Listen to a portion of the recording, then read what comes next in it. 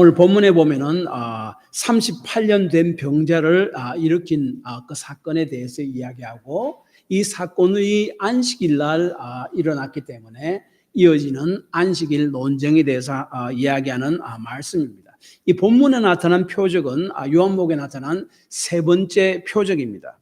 첫 번째는 2장에서 물로 포도주를 만드는 사건입니다. 그 표적이 뭡니까? 무엇을 가리킨다고 그랬죠. 그래서 물로 포도주를 만드신 그 표적은 예수님은 나중 다시 재림하실 때에 우리를 어린 양의 혼인잔치로 인도하시러 이 땅에 오신 분이다 하는 것을 가리키고 있는 사건입니다. 또한 두 번째 표적은 4장에 헤롯 안티파스 왕의 신하가 있었는데, 그 신하가 죽어가는 아이가 있었습니다. 그 죽어가는 아이를 살리신 사건입니다. 이 표적을 통해서 무엇을 가리키냐 하면은 예수님은 죽음으로부터 생명을 주시는 분이다 하는 것을 우리에게 그 표적을 통해서 가리킵니다. 오늘 세 번째 표적을 통해서 주님께서는 무엇을 우리에게 가르치시기로 원하시는가 하는 것을 우리가 살펴봐야 됩니다. 먼저 이 세 번째 표적을 통해서 예수님은 은혜로, 그의 주권적인 은혜로 우리에게 구원을 베푸시는 분이심을 말씀하고 있습니다. 1절에 보면 유대인의 명절 때에 예수님께서 예루살렘으로 올라가셨다라고 이야기합니다.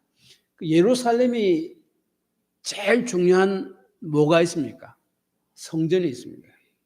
명절 때 이스라엘의 3대 명절 때에는 모든 이스라엘 그 남자들은 그 예루살렘 성전에서 주님을 예배하게 되어 있었죠.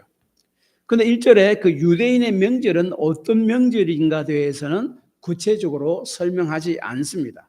복음서에 보면은 보통 명절을 언급할 때 그것이 유월절인지 초막절인지 아니면 수련절인지에 대해서 구체적으로 언급을 합니다. 그런데 유독 본문에서는 그 명절이 어떤 명절인지 언급하지 않습니다. 왜 언급하지 않겠습니까?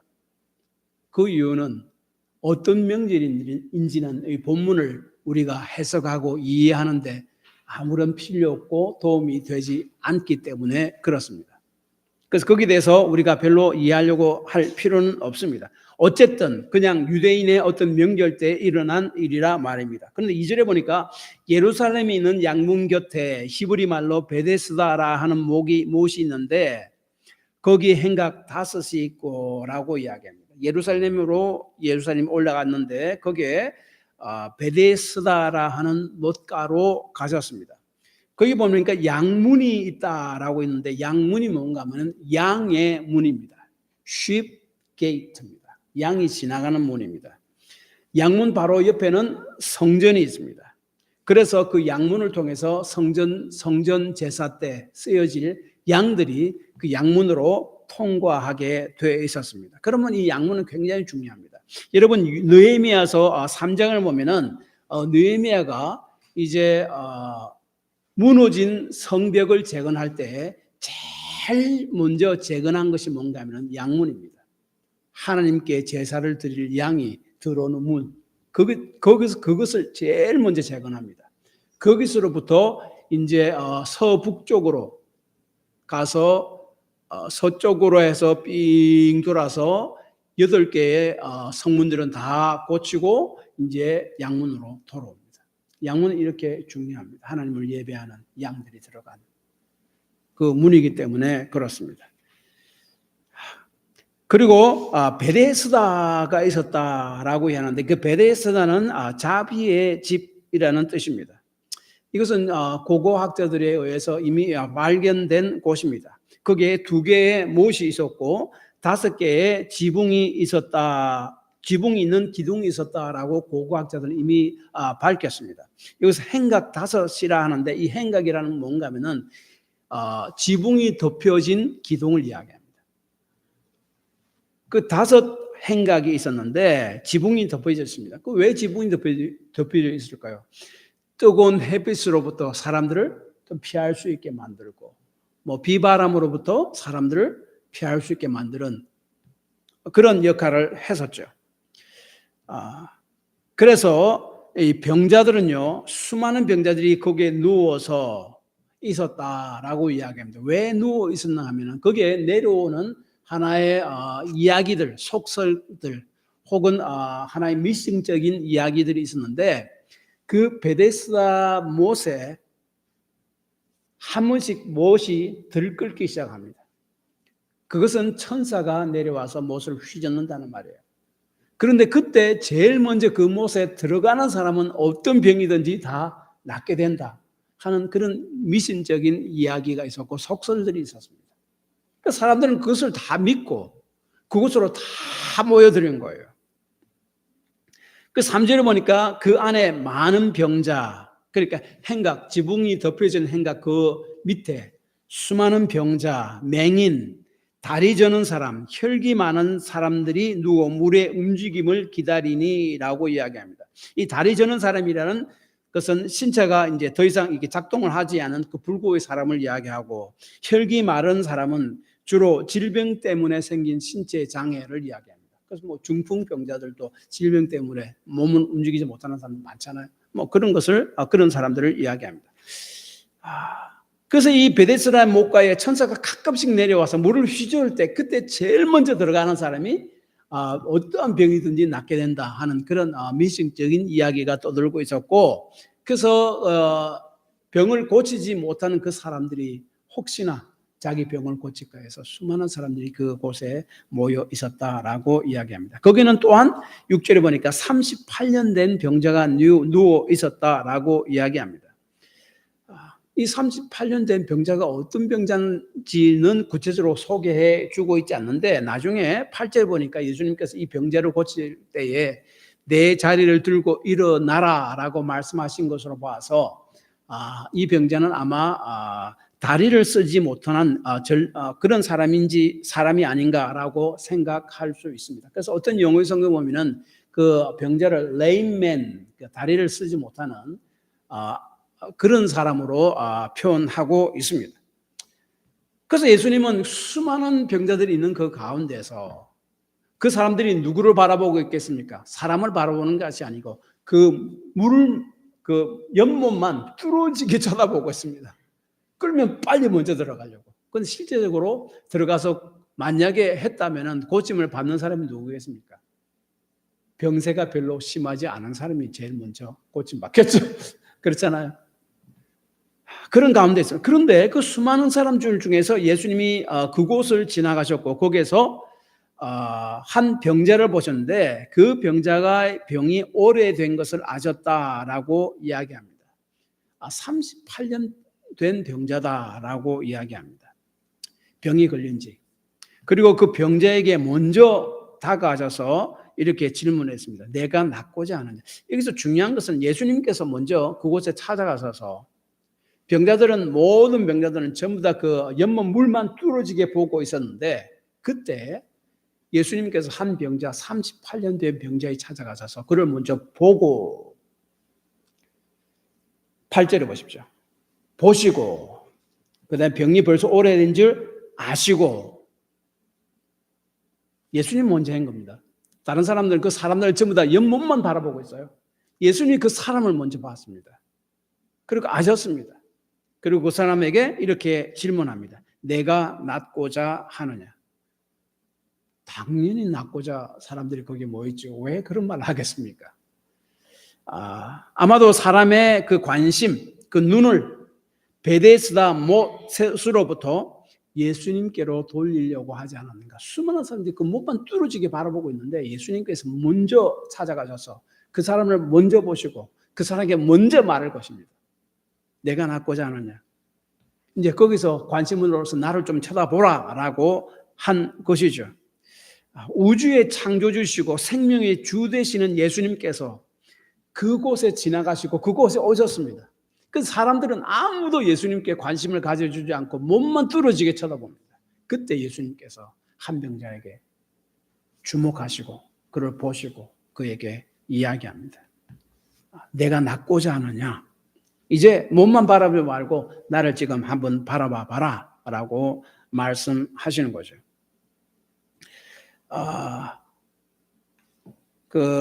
고은이라는 시인이 있습니다. 그분이 쓴 그 꽃이라는 시가 아주 간단한 시가 있는데 이렇습니다.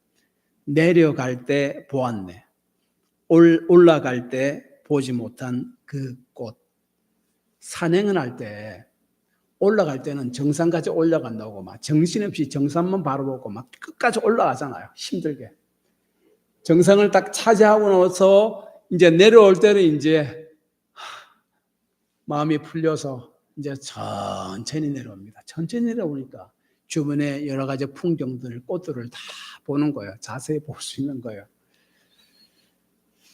다시 말하면 예수님께서는 그래서 이 관심을 가지고 자세히 보면은 비로소 보이는 것들이 있다라는 것을 그 고은이라는 그 시인은 그렇게 표현했는데 예수님께서 마찬가지예요. 38년 된 병자의 시선을 미신적으로 옆모만을 바라보고 있는 그 시선에서 이제 그 예수님께 한번 돌려봐라라고 그렇게 질문하신 거죠. 그래서 이 병자에게 당연히 나으려고 하는 그 병자에게 내가 낫고자 하느냐 하는 이상한 질문을 예수님께서 하셨는데도 그 38년 된 그 병자의 그 즉각적 대답도 조금 이상합니다. 예, 낫고 싶습니다라고 말하는 것이 아니라 이렇게 이야기합니다.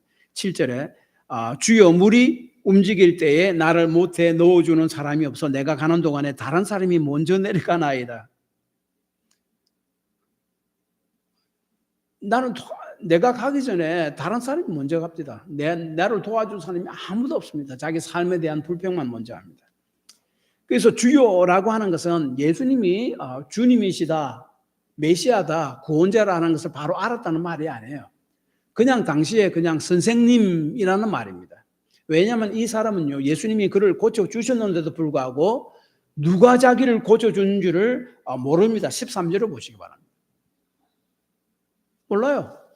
그래 나중에 안식일 날 예수님이 그 병자를 고쳐줬다는 그것 때문에 유대인들이 화가 나서 있을 때에 자기를 고쳐준 사람이 예수라라고 나중에 그 15절에 보면 다시 이야기를 합니다. 고사질을 합니다. 그러니까 이 사람은 고침을 받았지만은 예수님이 누군지 잘 모르는 사람이에요.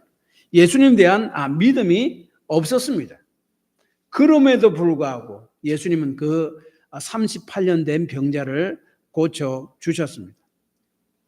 예수님을 바라보지도 않았고 그냥 그 연못에 물만 뚫어지게 바라보았고 낫고자 하느냐 물어봤을 때도 예, 낫고자 합니다. 저를 고쳐주십시오라고 요청한 것도 아니고 엉뚱 이야기만 했고 병을 예수님께서 고쳐주셨음에도 불구하고 그가 누군지도 모르고 오히려 유대인들에게 가서 예수님 나를 고쳐주신 사람은 예수라는 사람입니다 라고 이야기했고 그를 통해서 그 유대인들이 예수님을 안식일을 범한 사람이라고 생각해서 더욱더 핍박했다라고 이 16절에 말씀하고 있습니다.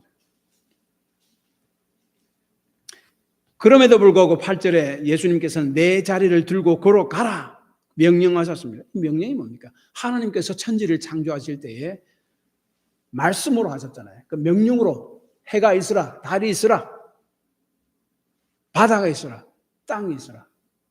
하늘의 공창의 물과 땅의 물로 갈라져라. 말씀만으로 창조하셨습니다. 그래서 예수님께도 사실은 하나님이시잖아요. 내 자리를 들고 걸어가라 하는 그 말씀이 천지를 창조할 때 하신 그 말씀과 사실은 같습니다. 이 병자도요, 엄격결에 자기도 모르고 그 예수님 말씀을 듣고 그냥 일어나서 걸어간 거 보면은 그 예수님의 그 말씀이 뭐 특별한 어떤 말씀인지 자신은 아마 슬쩍이라도 어떤 느꼈을 것입니다. 그러자 그 병자는 즉시 나음을 받아서 자리를 들고 걸어갔다라고 이야기합니다. 이 38년 된 병자를 고친 표적 사건은 예수님이 누구신가에 대해서 말씀합니다. 즉 예수님은 하나님이 보내신 구원자 메시아다. 여러분 그 이사야서 35장 4절, 5절, 6절에 보면은 이 마지막 때에 하나님께서 직접 강림하셔서 직접 오셔서 여러 가지 병자들을 고쳐줄 것이다 하는 예언의 말씀이 있습니다. 이렇습니다. 보라, 너희 하나님이 오사 보복하시며 갚아주실 것이라. 하나님이 오사 너희를 구하시리라 하라. 그때에 맹인의 눈이 밝을 것이며 못 듣는 사람의 귀가 열릴 것이며 그때에 저는 자는 다리 저는 자 사슴같이 뛸 것이며 말 못한 자의 혀는 노래하리니 이는 광야에서 물이 솟겠고 사막에서 시내가 흐를 것입니다. 병자를 고침을 통해서 예수님이 바로 하나님이고 구약에서 말씀하신 그 메시아 구원자임을 선언하고 있습니다. 그런데 여기서 병 고침 받은 사람에 대한 믿음에 대해서 말씀하는 것은 하나도 없습니다. 그 사람은 자신의 병이 나음받을 때조차도 예수님이 누군지 몰랐고 나중에 오히려 유대인들에게 자신을 고친 사람은 예수님이다라고 고발까지 합니다. 이 일로 인해서 유대인은 예수님을 박해하기 시작했습니다. 그럼에도 불구하고 예수님께서는 그에게 먼저 찾아오셔서 그를 보고 그를 고쳐주셨습니다. 다시 말해 이 본문에서 말하는 것은 예수님은 그의 은혜로 주권적으로 우리에게 구원을 베푸시는 분이시다 하는 것을 이야기합니다. 찾지도 않음에도 불구하고 주권적으로 예수님께서 와서 그를 선택하시고 그에게 은혜를 베풀어 주셨다. 그리고 예수님은 이 병자를 고친 후에 살며시 빠져나갔습니다. 나중에 성전에서 그 사람을 다시 만납니다. 그래서 14절에 그 후에 예수께서 성전에서 그 사람을 만나 이르시되 보라 내가 나았으니 더 심한 것이 생기지 않게 다시는 죄를 범하지 말라라고 하시니라고 이야기합니다. 여기서 만났다라고 하는 헬라 단어는요. 영어로 그 found, 발견했다는 말이에요. 그냥 우연히 만났다는 말이 아닙니다. 예수님께서 그 사람을 찾았고 성전에서 그리고 그를 발견했다는 말입니다.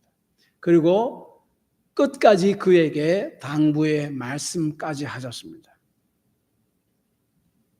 더 심한 것이 생기지 않도록 다시는 죄를 범하지 말라. 그래서 이 사건을 통해서 주님의 주권적인 은혜는 주권적인 은혜에 대해서 이야기하는데 그 주권적인 은혜는 그 구원은 우리의 자격이나 조건 때문이 아니라 그럼 아무런 그 자격이나 조건이 없음에도 불구하고 예수님께서 먼저 찾아오셔서 우리를 보시고 우리에게 은혜를 베푸심으로 그러한 구원이 주어진다 하는 것입니다. 그래서 은혜는 하나님의 공로 없는 은총, 과분한 선하심으로 우리가 이해할 수 있습니다. 노력으로 얻는 것이 아니기에 주권적으로 베풀어 줘야 합니다. 내가 무엇을 했기 때문에 주는 것이 아닙니다. 합당하다고 생각하는 자에게 주어주는 것이 아닙니다. 합당도 하지 않고 은혜 받을 자격도 없고 주를 바라보지도 않은 그 사람에게 일방적으로 주님께서 찾아가셔서 은혜를 베푸죠. 주님은 그런 인물이고 주권적인 은혜를 베푸시는 분이고 우리의 구원도 마찬가지입니다. 주님의 주권적인 은혜로 우리가 구원받았습니다. 그래서 에베소 2장 8절 우리의 구원은 우리로부터 난 것이 아니라 하나님의 선물이다. 하나님께 주시는 선물이고 우리는 단지 그것을 손님으로 받았을 뿐이다라고 이야기합니다. 우리 모두는 사실은 저를 비롯한 우리 모두는 주님의 주권적인 은혜를 사실은 받을 자격은 없죠. 그러나 주님께서 먼저 우리를 보시고 찾아오시고 보시고 그 은혜를 베풀어 주셨다. 그래서 구원의 은혜, 주권적인 은혜라고 성경은 지속적으로 이야기합니다. 예수님은 이 38년 된 사람의 죄를 알고 계셨습니다. 예수님은 이 사람이 자신을 죽이려고 작정한 유대인들에게 고발할 것도 아셨습니다. 그런데도 불구하고 그에게 은혜를 베푸십니다. 우리의 은혜는 하나님이 우리에게 주신 은혜는 우리의 인격 때문이 아니고 우리의 선함이나 우리의 공로 때문이 아니고 오직 하나님의 주님의 자비하심 때문이다 하는 것을 임을 우리가 알아야 됩니다. 우리가 정직하다면 우리 역시 그분의 은혜를 받을 자격이 없다는 것을 인정하게 될 것입니다. 제가 신학교 때 저희들을 가르쳤던 그 유명한 교수 한 분이 그렇게 이야기합니다. 주님께서 내 속에 있는 것을 낱낱이 다 파헤친다면 저는 여러분 앞에서 여러분을 가르칠 자격이 없을 것입니다. 부끄러워서 여러분 앞에 서지 못할 것입니다. 그렇게 이야기했습니다. 그렇잖아요. 우리 속에 있는 것 주님께서 다 파헤친다면 어떻게 우리가 주님 앞에 나와서 저를 구원해 주십시오. 그런 자격이 있습니까? 있습니다라고 이야기할 수 있겠습니까? 없습니다. 그래서 38년 된 병자를 고친 표적은 우리가 구원받은 것은 주님의 주권적으로 먼저 우리에게 베푸신 은혜 때문이다 하는 것을 이야기합니다. 그래서 로마서 5장 8절 우리가 아직 죄인 되었을 때에 그리스도께서 우리를 위하여 죽으심으로 하나님께서 우리에 대한 자기의 사랑을 확증하셨느니라. 주님을 찾지도 않고 보지도 않고 오직 우물물만 연못에 물만 바라보고 있을 때에 그 병자를 고친 것 같이 우리가 주님을 찾지도 않고 우리 스스로 우리 죄 속에 빠졌을 때 주님께서 먼저 우리를 찾아오셔서 우리를 주권적으로 구원해 주셨다. 이로 인해서 우리의 주어진 환경을 인해 불평하는 자가 아니라 이 주권적인 은혜, 사랑, 구원으로 인해서 매 순간 감사하며 살아가는 여러분이 되시기 바랍니다. 그리고 이 예수님께서 38년 된 병자를 고쳐주신 사건은요, 이제 안식일을 범한 안식일 논쟁으로 이어집니다. 그래서 이제 10절에 보니까 예수님께서 그 병자를 고친 것이 안식일에 일어났는데, 근데 그 예수님께서 10절에 유대인들이 이렇게 이야기합니다. 유대인들이 병난 사람에게 이르되 안식일인데 내가 자리를 들고 가는 것이 옳지 아니하니라 라고 이야기합니다. 옳지 않다는 말은 율법에 위배된다, unlawful. 율법에 위배된다는 말이고, 그것은 허락되지 않는, do not permitted. It was not permitted. 허락되지 않았다라는 말입니다. 무엇에 근거해서? 유대인들의 랍비, 스승들, 율법 교사들의 전통에 근거했습니다. 해서 그렇게 해석했습니다. 그 랍비들은요, 안식일에 일하지 말고 거룩하게 지키라는 하나님의 말씀에 더해서 구체적으로 여러 가지 안식일에 해야 될 일, 하지 말아야 될 일을 더해서 그 율법을 만들었습니다. 거기에 반한다는 거예요. 근데 실제로 안식일은 아무 일을 하지 않는 것이 아닙니다. 하나님께서 6일 동안 천지를 만드시고 제7일 때 안식하셨는데 안식일 때 아무것도 하시지 않은 것이 아니라 만드신 천지 만물을 다스리는 일을 하시죠. 그리고 인간이 죄진 이유로는 그 안식일에도 우리를 구원하려는 그 구원의 일을 지속적으로 진행해 나가고 계셨죠. 그래서 안식일을 기억하라는 말은 하나님께서 이 모든 창조물에 창조하신 그 주인이십니다 하는 것을 기억하란 말이에요. 오늘날에는 우리 안식일을 지키지 않고 주일을 지키잖아요. 예수님이 죽으심과 부활하심으로 말미암아 부활한 날인 주일을 지킵니다. 왜 우리가 주일을 지킵니까? 예수님이 죽으심과 부활하심으로 말미암아 나를 구원하신 분은 오직 예수님입니다. 우리 주님의 주권적인 은혜로 저를 구원하셨습니다. 제가 구원받기 위해서 제가 한 일은 아무것도 없습니다. 오직 주님의 주권적 은혜로 저를 구원하셨습니다. 그걸 고백하는 거죠. 우리가 주일을 지키는 겁니다. 그런데 이 랍비들은 안식일에 해야 될 일, 하지 않아야 될 일, 여러 가지 조항을 만들었습니다. 그런데 안식일에 네가 네 누워있던 자리를 들고 걸어가는 것이 율법을 변한 것이다 라고 이야기합니다. 안식일에 병자를 고치는 것은요, 사실은 죄에 매여 있었잖아요. 죄 때문에 우리 모든 병들은 이 땅에 있는 고난, 고통, 병들, 죽음들이 왜 옵니까? 사실 죄로 인해서 오잖아요. 그래서 병자를 고쳐준 사건은요, 실제적으로 예수님께서 그에게 안식을 가져다 주신 사건이에요. 그 죄로 인한 한 부분인 그 병에서 해방시켜 주신 것이죠. 실제적으로 그에게 안식을 주신 일입니다. 그럼에도 불구하고 그들은 그것을 이해하지 못하고 오히려 예수님을 그 자기들의 율법을 범하는 자로 공격합니다. 그래서 여기서 38년 된 병자를 고쳐주신 이야기를 하다가 갑자기 안식일에 대한 이야기로 이렇게 돌아가잖아요. 바뀌잖아요. 그것은 뭘 이야기하는가 하면은 고침받은 병자는 걸을 수 있게 되었지만 여전히 예수님을 진정으로 알지 못했고, 유대인들은 안식일을 잘 지키고 하나님을 잘 예배하고 있다고 생각하고 했지만 여전히 그들도 진정으로 예수님을 알지 못했다. 그것을 이야기합니다, 지금. 그래서 예수님을 그 병자를 고치고 그 전원자를 고쳤잖아요. 그러면 이사야 35장 이야기한 그 예수님 하나님께서 보내시고자 한 그 메시아라고 하는 사실을 조금 눈치를 채야 됩니다. 채지 않습니다. 그걸 오히려 거부합니다. 나중 예수님께서 성전에서 고침받은 사람을 다시 만납니다. 그래서 그 14절에 보면 이렇게 합니다. 더 심한 것이 생기지 않도록 다시는 죄를 짓지 말라. 여기서 더 심한 것이라는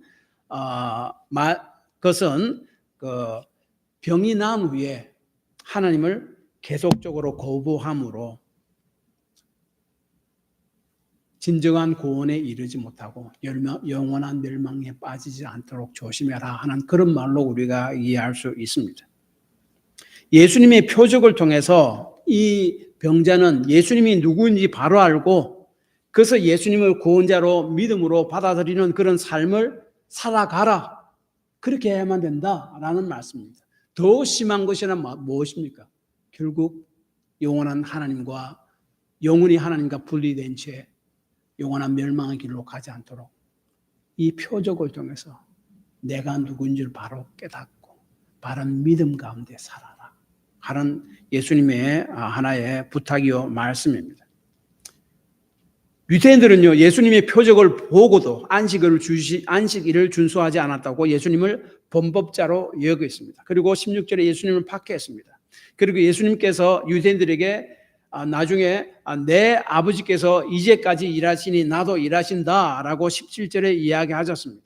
하나님께서는 6일 동안 천지를 창조하시고 7일째 안식하셨습니다. 아무 일도 하지 않았다는 말이 아니라 만드신 세상을 다스리시고 그리고 인간이 죄 속에 빠진 후에 우리를 죄를 용서해 주시고 우리를 구원하기 위한 구원의 일을 계속적으로 해 나가셨습니다. 그러므로 나도 그 구원의 일을 지금 한 것이 바로 병자를 고치시는. 결국은 그 병으로 인간의 죄로 인해서 그 병들이 이 세상에 들어왔고 그 사람들 그 병에 걸려서 고생하고 있는데 그것을 고쳐줌으로 안식의 한 부분을 맛보게 해준 거죠.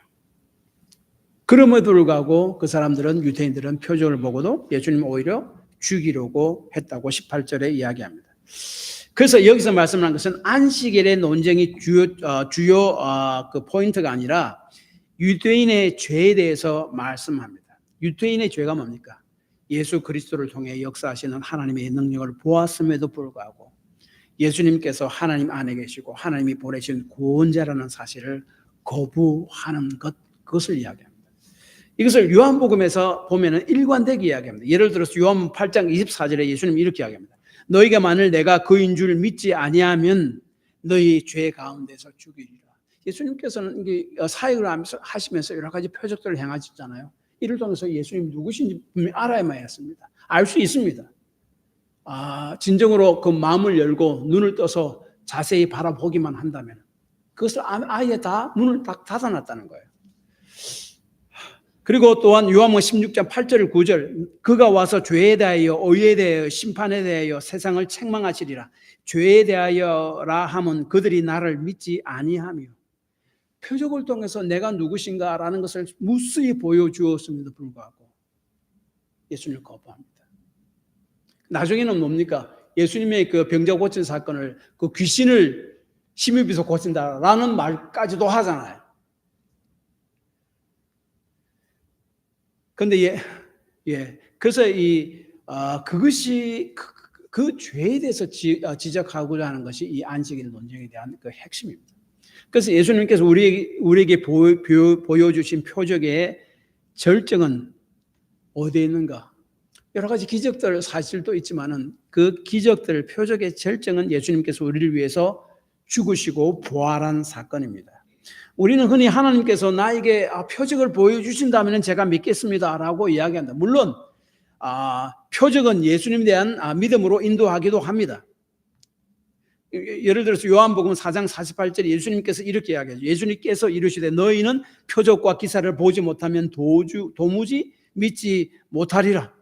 그래서 그 왕의 신하의 죽어가는 아들을 살리는 표적을 행합니다. 그것으로서 내가 누군가, 나는 죽은 생명을 살리는 메시아라는 것을 이야기합니다. 그리고 그럼에도 불구하고 사마리아 사람들은 4장에 표적이 아니라 예수님의 말씀을 듣고 믿음으로 구원받습니다. 그러나 가장 큰 표적은 하나님이신 예수님께서 사람을 몸을 입고 이 땅에 오셔서 우리 모든 죄를 다 짊어지시고 십자가에 죽으신 후 다시 살아나신 것입니다. 마태복음 16장 1절 4절 이렇게 이야기합니다. 바리새인들과 사두개인들이 와서 예수를 시험하여 하늘로부터 오는 표적 보이기를 청하니 악하고 음란한 세대가 표적을 구하나, 예수님께서 하신 말입니다. 악하고 음란한 세대가 표적을 구하나 요나의 표적밖에는 보여줄 표적이 없느니라. 여기서 요나의 표적이 뭡니까? 예수님께서 죽으시고 삶을 다시 부활하는, 요나가 물고기 뱃속에서 사흘간 있다가 다시 살아나는 그것을 이야기합니다. 그래서 예수님께서 진정한 표적은 내가 너희를 위해서 십자가에 죽으셨고 살아남으로 너희 죄를 다 용서하고 너에게 구원을 주는 그 일이다라고 말씀합니다. 우리는 흔히 하나님께서 표적을 보여주시면, 나를 위해서 기적을 베풀어 주시면 내가 믿겠습니다라고 이야기합니다. 그러나 우리가 알다시피 기적과 표적이 항상 우리의 믿음을 보장해 주지는 않습니다. 오늘 말씀과 같이 그 표적을 보고도 유대인들은 예수님을 죽이려고 했습니다. 그러나 사마리아인들은 표적을 보지 않고 말씀만으로 예수님을, 온 동네 사람들이 예수님을 믿었습니다. 그리고 하나님께서 우리를 위해서 보여준 표적 중 가장 큰 표적은 예수 그리스도의 죽음과 부활하십니다라고 마태복음 16장 1절과 4절에서 말씀합니다. 우리는 흔히 하나님께서 내가 힘들 때 아무것도 해주시지 않습니다라고 말하고, 하나님께서 그때 나에게 무슨 기도를 들어주신 거나 기적을 보여주시면 믿겠습니다라고 이야기합니다. 그런데 사실은 하나님께서 우리를 위해서 아무것도 해주지 않은 것은 아닙니다. 가장 힘든 일을 해주셨습니다. 자신의 가장 귀한 독생자 예수 그리스도를 주셨습니다. 하나님께서 자신의 가장 귀한 것을 주셨습니다. 그를 십자가에 죽게 하셨습니다. 하나님이신 예수님이 당한 고통은요, 우리 인간이 당하는 고통과 사실은 굉장히 다릅니다. 제가 이전에도 한번 이야기했지만은 옛날에 그 호주에서, 오스트레일리아에서 랍스터를 죽일 때도 랍스터가 고통을 느끼니까 아무렇게는 죽이지 말고 탁 순식간에 숨이 끊어지도록 그렇게 죽여야 된다는 그 법을 정했다는 말을, 뉴스를 제가 들은 적이 있습니다. 랍스터까지도 그 고통을 느낍니다. 죽어갈 때. 그런데 사람이 죽어갈 때 느끼는 고통과 랍스터가 죽어갈 때 느끼는 고통과 비교가 되겠습니까? 비교할 수가 없습니다. 예수님이 십자가에서 죽으실 때 느낀 그 고통과 하나님이신 예수님이 우리 인간이 고통을 받는 그 고통과는 사실은 비교할 수가 없는 다른 차원임을 우리가 알아야 합니다. 그럼에도 불구하고 예수님께서는 기꺼이 사람이 되셔서 이 땅에 오셨고 우리 죄를 다 짊어지시고 기꺼이 자발적으로 십자가에 죽으시는 고통을 기꺼이 담당해 주셨다는 거예요. 그래서 로마서 8장 31절에 이렇게 이야기합니다.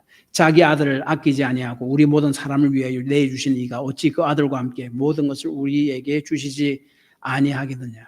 우리를 사랑하셔서 우리를 구원하기 위해 자신의 생명까지 주시니까 어떻게 우리 삶을 돌보시지 않겠는가라는 말씀입니다.